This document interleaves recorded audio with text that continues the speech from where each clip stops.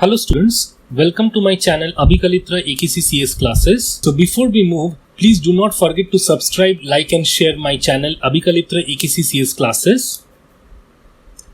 So today we will be discussing the topic Thevenin's theorem, and after we discuss Thevenin's theorem, we will take an example and try to solve it using Thevenin's theorem, and then I will leave a practice problem as an exercise so that you can solve it using Thevenin's theorem.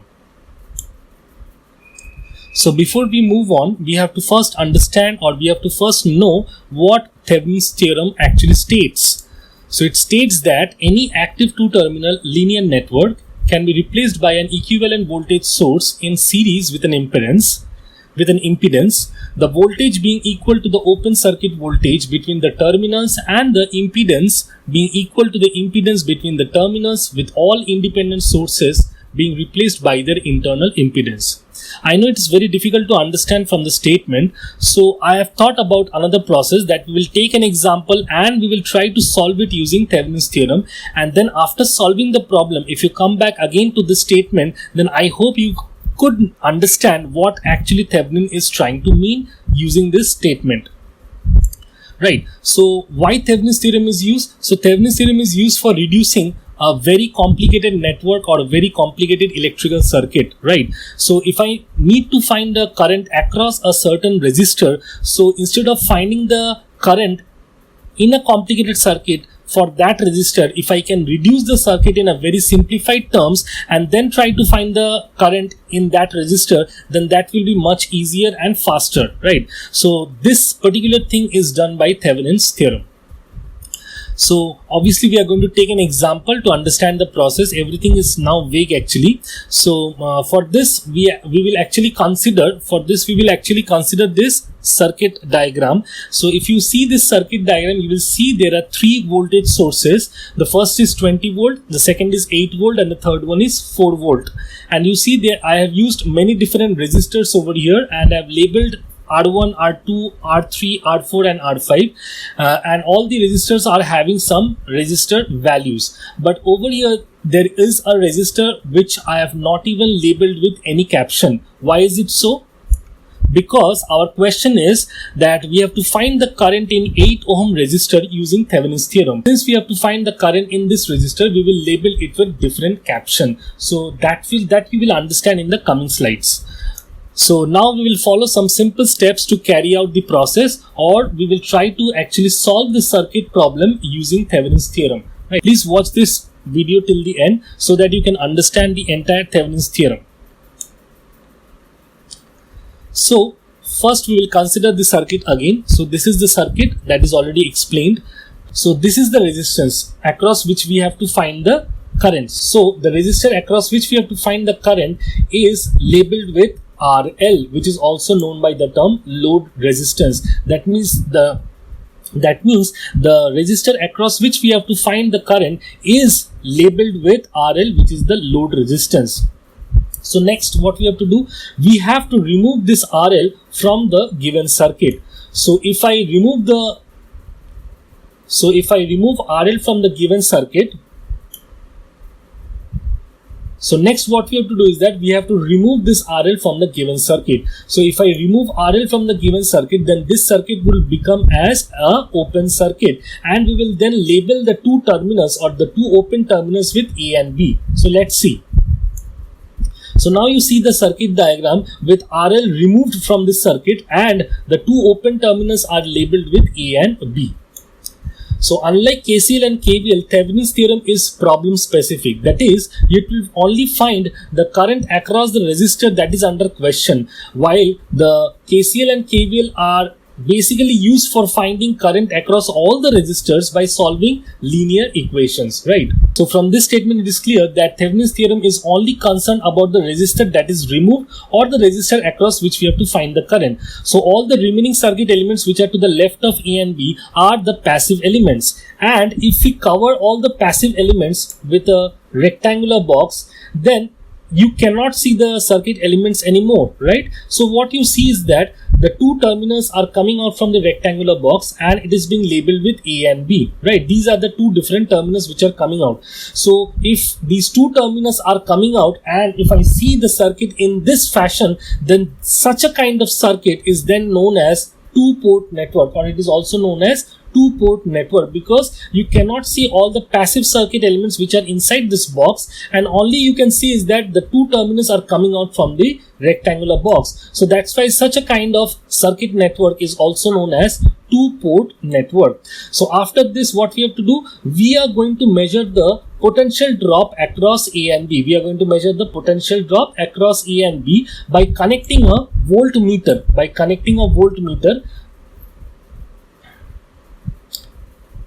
So first A will be connected to the voltmeter and then B will be connected to the voltmeter, right? So in this way, the potential drop across A and B is measured. So the potential drop that is measured across A and B is known by the term Thevenin's equivalent voltage VTH, and that is the voltage that we have to actually calculate. Okay, so this is the very first step. What we have to do, we have to calculate the Thevenin's equivalent voltage across the port A and B by measuring it using a voltmeter, right, or by using a voltage source.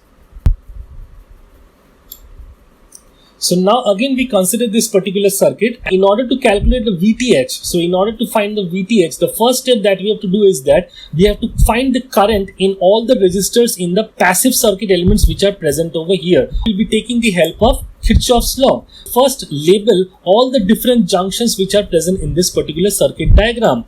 So we have labeled it as A, B, C, D, E, F, G, H, right? So you can label it according to your convenience. So the next step is that we have to assume the different current directions, right? If I start with F and consider that a current is flowing from F to G, and if I label it with I1 like this, then that current will reach G. Then after reaching G, I consider that a certain amount of current I2 is flowing down this particular wire G to D. Right? So if I2 is flowing down from G to D, then what is the remaining current that is flowing through this wire G to H? That will be I1 minus I2. So I1 minus I2 is flowing down from G to H, right? So after reaching H, will the current move in this direction? No, the current cannot move in this direction because this part of the circuit is open circuit. So what the current will do is that the entire I1 minus I2 will now flow down the wire. So the entire current I1 minus I2 will now flow from H to C, right? So after flowing from H to C, this current will again move in left direction. Why? Because in the right direction, again this circuit is open circuit, so the I1 minus I2 will not move in this direction, it will move in the left direction. So the entire current I1 minus I2 now moves to the left, that is from C to D. So now reaching point D, we can easily apply the KCL law to find what the remaining amount of current should flow from D to E. So I2 is entering the junction, I1 minus I2 is also entering the junction D. So if I take the summation of these two terms, then it will be I2 plus I1 minus I2. So I2 gets cancelled out, so only remaining is I1. So I1 is flowing through the wire D to E.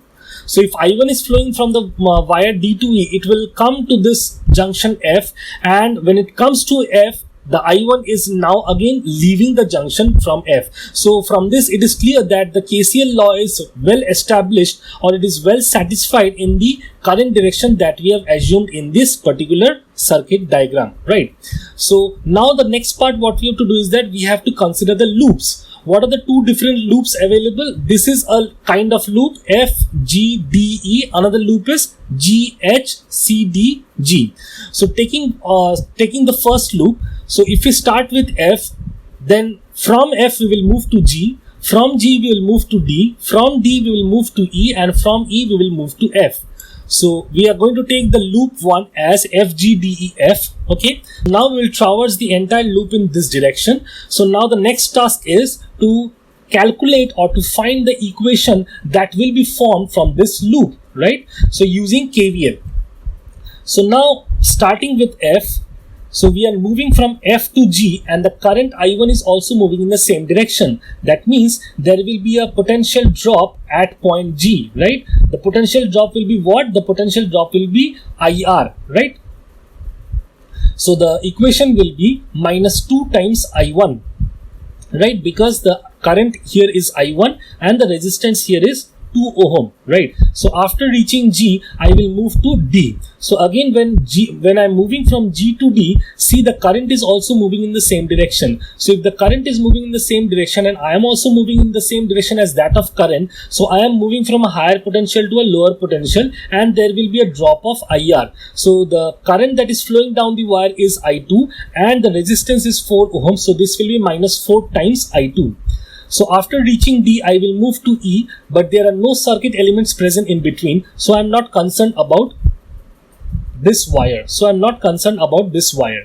now after reaching E, I will move to F, but while moving to F, I see that there is a voltage source and I am moving from negative plate to positive plate. That means there will be a rise in potential at point F or junction F, right? So the value at point F will then be 20 volt. So now we see the equation. So it is minus 2 times I1 minus 4 times I2 plus 20 equal to 0. So if I take 22 RHS and then if I take 2 common or divide the entire equation, the LHS and RHS by 2, then I will get something like I1 plus 2 I2 equal to 10. Obviously you can understand the minus sign is getting cancelled from LHS and RHS, right?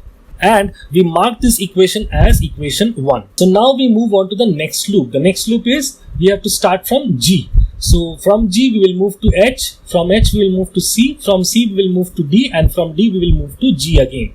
So starting with G, if I move from G to H, I see that the current I1 minus I2 is also moving in the same direction. So there will be a drop of IR. So that means the current is I1 minus I2 and the resistance is 4 ohm. So the drop will be minus 4 times I1 minus I2. So after reaching H, I will try to move to C. My moving direction and the current moving direction is also the same. So again there will be a drop in IR, and the I is I1 minus I2 and the resistance is 2 ohm, right? So it will be minus 2 times I1 minus I2. So after reaching point C, I will move to point D, right? So reaching point D, I can see that there is a voltage source, and in the voltage source it is clear that I am moving from a positive plate to a negative plate. So when I am moving from a positive plate to a negative plate, that means that there will be a drop in potential. So when there is a drop in potential, that means at point D the potential will be minus 8 volt, right? So after this, when we try to move from D to G, we see there is a resistance, right? So we are moving from D to G and the current is moving in the opposite direction, that is from G to D. So obviously the current is moving from a higher potential to a lower potential, but we are moving from a lower potential to a higher potential. So there will be a rise in IR. So what is I? The I is I2 and the resistance is 4 ohm. So if the resistance is 4 ohm, so the net expression will be 4 times I2. So we can see the expression now as, so this is loop 2. The expression will be minus 4 times I1 minus I2 minus 2 times I1 minus I2 minus 8 plus 4 times I2 equal to 0. You can see that minus 4 times I1 here and minus 2 times I1 here can add up together to get minus 6 times I1, and minus 4 into minus I2 is 4I2 and minus 2 into minus I2 is 2I2. So 4I2 plus 2I2 will give you 6I2. 6I2 plus 4I2 will give you 10I2. And there is only a single constant 8. If I take 8 to RHS, that will become 8 only, right? So it is minus 6I1 plus 10I2 equal to 8. And divide the entire equation by 2, that is both LHS and RHS by 2. So if I divide it, then I will get minus 3I1 plus 5I2 equal to 4, and I label it with equation 2. So these are the two different equations. This is equation 1 and this is equation 2. And now we have to solve for I1 and I2. So it's very simple, that we will multiply equation 1 with 3. Right? So if I multiply equation 1 with 3 and then if I add these two equations, what will I get? The first equation will then become 3I1 plus 6I2 equal to 30 by multiplying it with 3, and the second equation will be just copied down. So it will be minus 3I1 plus 5I2 equal to 4. And now since 3I1 and minus 3I1 gets cancelled out, we are left with I2. So what is I2? 6I2 plus 5I2 give you 11I2, and it is and over the RHS here we get 34. So it is 11 I2 equal to 34, that is I2 will be equal to 34 by 11. So this is the final value of I2. So now if I need to find I1, what I will do, I will replace or I will substitute the value of I2 in equation 1 to get the value of I1. So that is what we are going to do. So what we are going to do, we are going to put the value of I2 in equation 1. So it is I1 plus 2 times of 34 by 11 equal to 10. So that means I1 will then be equal to 10 minus 68 by 11, right? So 10 minus 68 by 11 will give you 42 by 11. That means I1 has a final value of 42 by 11. So now we have calculated both the current values I1 and I2. So these are the two different current components that are flowing through the entire circuit. So this will be useful in calculating the VTH or Thevenin's equivalent voltage. So there may be a question that why I have not discussed about the current direction. I've already told that all the elements which are to the left of port A and B are all passive elements, and we are only interested in calculating the current because we want to find out the value of VTH. So the direction of current actually doesn't matter to me, because all the direction of current which are happening in the passive circuit element or in the closed circuit element or in the two different loops are totally not a concern in case of Thevenin's theorem. So we will not consider the direction of current with respect to the value that is calculated for I1 and I2, as the direction does not matter in calculating the VTH in Thevenin's theorem for open circuit, right? So now again in this circuit diagram you see a small change, and the change is that we have introduced a imaginary voltage source, and the two ports are labeled with A and B, and the remaining labeling is also kept intact, right? So this voltage source can be thought like a voltmeter, and the voltmeter purpose is to measure the voltage drop across this two terminal. The only purpose that we are going to solve is that we are going to measure the voltage drop across this two terminal A and B, right? So that is what it is said here. Now assume that there is an imaginary voltage source present between terminals A and B. This imaginary voltage source is nothing but the voltage drop across the terminals A and B, which is VTH. So we have to calculate VTH. That means this particular voltage source will have a caption as VTH. So that means this VTH has to be calculated, right? So how we'll calculate it? So before we actually calculate it, we will actually keep all the current direction that we have done in the previous slides. So all the current direction that we have already assumed in the previous slide are also introduced in this circuit diagram as well for our convenience. So now what to do? So in order to solve VTH, we have to find those loops in the entire circuit that will include VTH inside it. So the very first loop can be H, A, B, C, H, right? Which contains VTH inside it. The second loop can be G, A, B, D, G. This particular loop will also contain this VTH inside it, right? And again, the third one is F, A, B, E, F. This is also a loop. So this is also a loop, or you can call it as a mesh. So this is a mesh kind of thing which includes VTH inside it. So obviously we will not take the larger loops or the larger mesh because it will be time consuming while solving the circuit. So we will always be going with the shorter or the smaller loop. Okay, so we will be taking this particular loop H, A, B, C, H, right? So to calculate VTH, consider a loop or mesh that contains VTH, and we will consider the loop 3. What is loop 3? This is loop 3. This is loop 3, and the direction of movement will be H, A, B, C, H, right? So now for this, again, we have to assume the current direction in this loop, right? So in this loop, first we have to understand this voltage source is a kind of voltmeter which is measuring the voltage drop across A and B. So when this circuit was open circuit, when this voltage source was not connected, it was very much clear that I1 minus I2 was traveling from G to H. So after reaching H, it was not moving to A, right? Why? Because the circuit was open circuit, and the entire current I1 minus I2 was moving down H to C, was moving down the wire H to C, right? So over here still there is no current that is flowing through the circuit, because this is not a kind of closed circuit. This is still a kind of open circuit, and the VTH is basically measuring the potential drop across A and B. So that is the reason why this current is not flowing in this direction as well in this circuit diagram. So no current is flowing in this direction. So now the next current direction that we can assume is that since there is a kind of voltmeter attached to it, so the voltmeter is having a positive plate this side and a negative plate this side. So this is higher potential and this is lower potential. So the current will be moving from A to B, right? So the current is moving from A to B, and after reaching B, it will try to move from B to C, right? It is moving from B to C, and from B to C, it will try to move from C to H. So now if I consider the loop 3, which is HABCH, I will try to form the equation for this particular loop, right? So since no current is flowing through this particular wire, so I am not going to form any particular kind of term from this particular wire.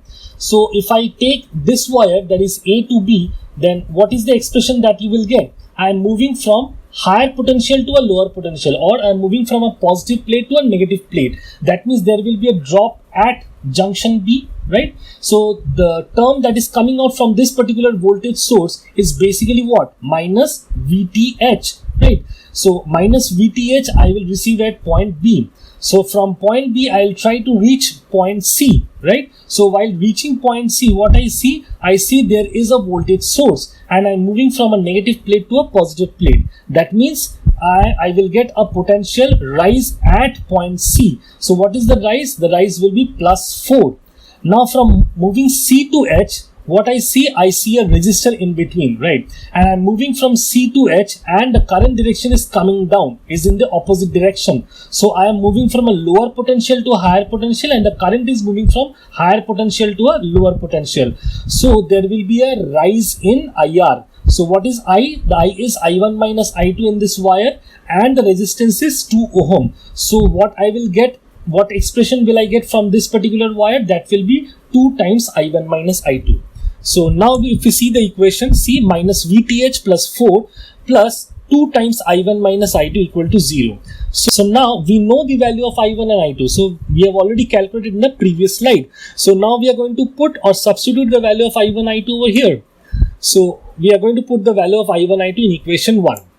So minus VTH plus 4 plus 2 times 42 by 11. The I1 value was 42 by 11 and I2 value was 34 by 11, right?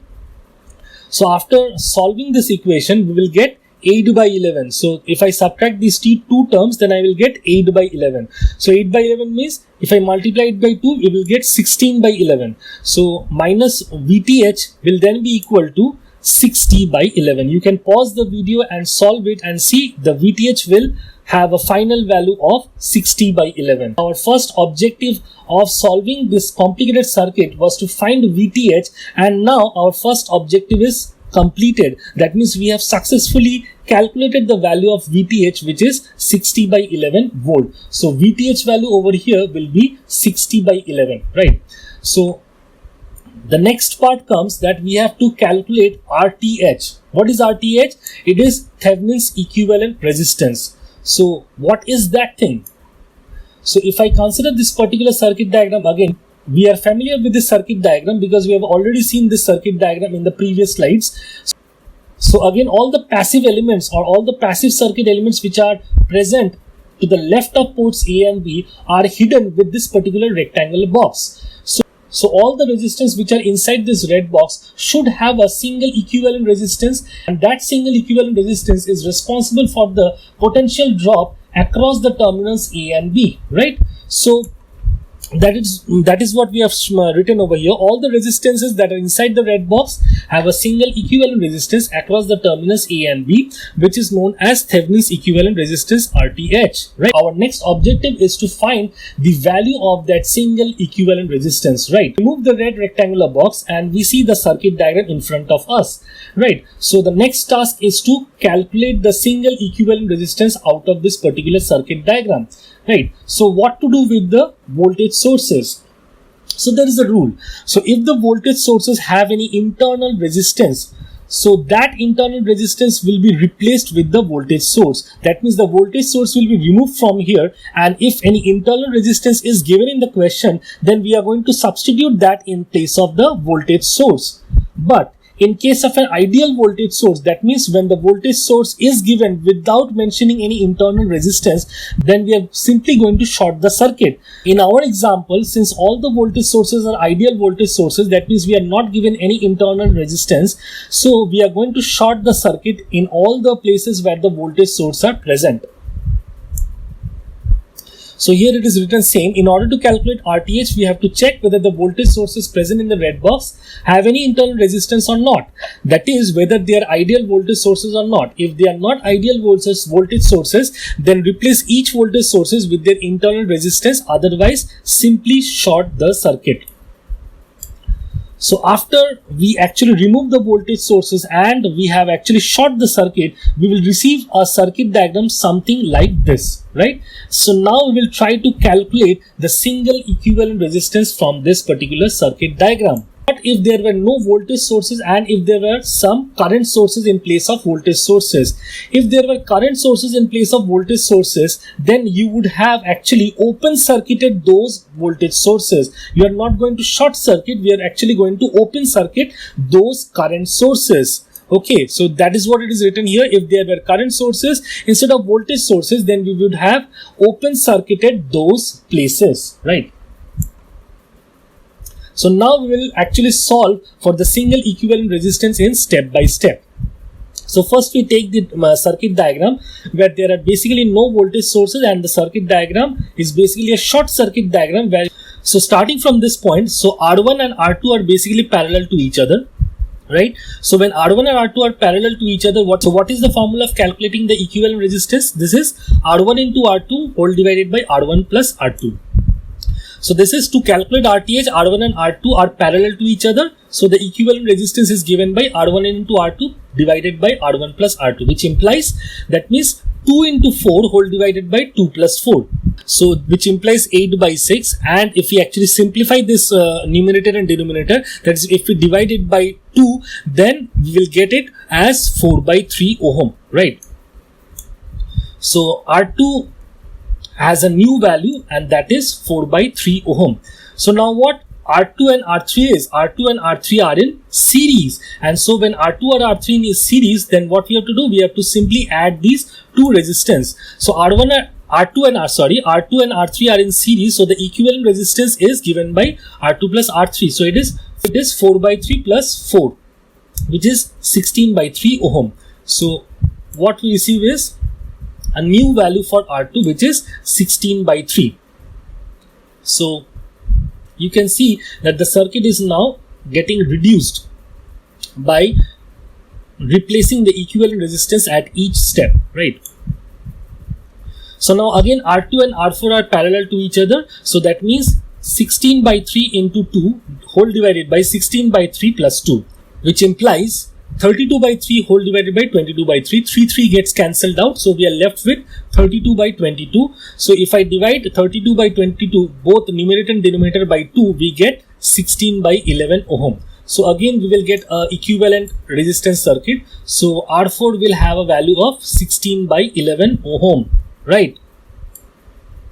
So now R4 and R5 are basically again in series, so we are going to add these two resistance, that is 16 by 11 plus 4 will give you 60 by 11. Okay, so 60 by 11 is the single equivalent resistance which has come out from the entire circuit, right? So this is the single equivalent resistance which is left out, and the value is 60 by 11, which is again what? It is RTH. So we get the final Thevenin equivalent resistance RTH as 60 by 11 ohm. So this is the final value. So now we know the value of VTH, we know the value of RTH, and also we know what is the value of RL, because that is the resistor across which we have to find the current. So now what we have to do is that we have to form Thevenin circuit. What is the Thevenin circuit? The Thevenin circuit will contain the VTH as the voltage source and RTH as a resistor and another resistor as RL. Both RTH and RL will be in series. right? So Thevenin circuit consists of VTh as the voltage source and the two resistors in series, that is namely RTh and RL, right? So this Thevenin circuit is the reduced circuit or the simplified circuit. So this is the simplified circuit. This voltage source is VTh, this is RTh, and this is RL, right? So VTh is 60 by 11. So RTh is 60 by 11 and RL is 8 ohm. It is a complete coincidence that RTh and VTh are basically same in this case. So this is not always true. So it is basically a complete coincidence. So VTh equals to 60 by 11 volt. There will be a volt, right?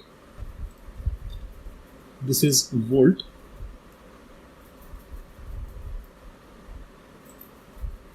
So VTh is equals to 60 by 11 volt, right? So now what we have to do is that we have to simply find the current flowing through resistor RL. So we have got a very simple formula to do that. The current that is flowing through this particular circuit is denoted by IL, right? So IL will then be equal to VTh by RTh plus RL, right? So this RL is the load resistance, right? So IL will then be equals to 60 by 11. The value of VTh is 60 by 11 and the value of RTh is again 60 by 11 and RL value is 8. So this implies 60 by 11 whole divided by 148 by 11. Again 11 gets cancelled out. We are left with 60 by 148, right? So if I divide both numerator and denominator by 4, then we get 15 by 37 amperes, right? So this is the current that is flowing through the resistor RL or through 8 ohm. So IL is equal to 15 by 37 amperes. I hope you have understood this example, and I also hope that if you are given any circuit, you can actually solve the circuit using Thevenin's theorem. So now we move on to the practice problem. So this is the practice problem that I'm leaving as an exercise. So what you have to do is that you have to find the current in 4 ohm resistor. You have to find the current in 4 ohm resistor using Thevenin's theorem. So please try to solve this problem, and if you are able to solve it successfully, then please let me know in the comment section. And if you are not able to solve this particular circuit using Thevenin's theorem, then also please let me know in the comment section. We have come to the end of our session. Thank you for watching this video. Please do subscribe to my channel and help us to grow. Please share this video with your friends and please hit the like button. Thank you.